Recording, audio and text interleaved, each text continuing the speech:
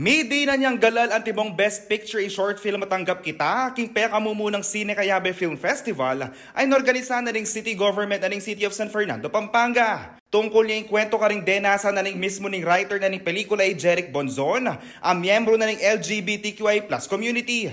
Isa naman sabi ko, unexpected na yung storya ko. Masashare ko siya sa lahat ng tao. And para sa mga taong nahihirapan pa at kinuha pa yung timing nila, hayaan nyo lang na yung panahon yung magdikta sa inyo at huwag kayong magpapapressure sa sinasabi ng ibang tao. Sinambot namang Best Director na ring tanggap kita ay Brian Dave Perez. Unang-una, sabi nga namin, hindi namin ina-expect na mananalo kami dito. Ang pagsali sa Sine Cayabe ay isang paraan sa amin para maipakita namin kung ano yung mensahe na gusto naming ipamalas o iparating sa mga nanonood. Ang kwento ng Tanggap Kita ay isang kwento ng aming writer, pero ang kwento na to ay kwento ng bawat isang Pilipino at isang tao. Ikwa na naman yung pelikulang Bangsak ng John Lee De Jesus in First Best Picture, kabang Second Best Picture naman ng Lavender Boy ng Leonard Delgado. Ikwa na mo naman ng Bangsak yung Best Musical Score Award, kabang yung Best in Production Design naman ng Tao Po. Best in Film Editing naman ng Tanggap Kita at Best Cinematography yung Lavender Boy. May pili naman ni Franz Jimenez ng Kekaya ang timong Best Supporting Actor at Best Supporting Actress si Carly Michalingad na ning Tanggap Kita. Inuli na ng Lavender Boy ang lead ang Norwin Fernando yung Best Actor Award at Cristel Prado ng Bangsak yung Best Actress Award. May katanggap namang Sine Cayabe Special Award ni pelikulang Hindi Kanlungan ang Aking Tahanan.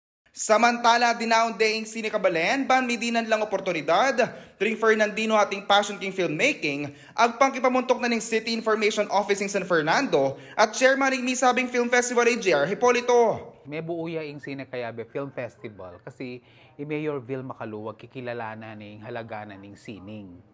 At manwala yan na yung sining, partine ng development na ng metong alipunan. At ngeni, ita naman na ikaila na marakalareng young filmmaker sa Kapampangan, lalo na ngeni king San Fernando.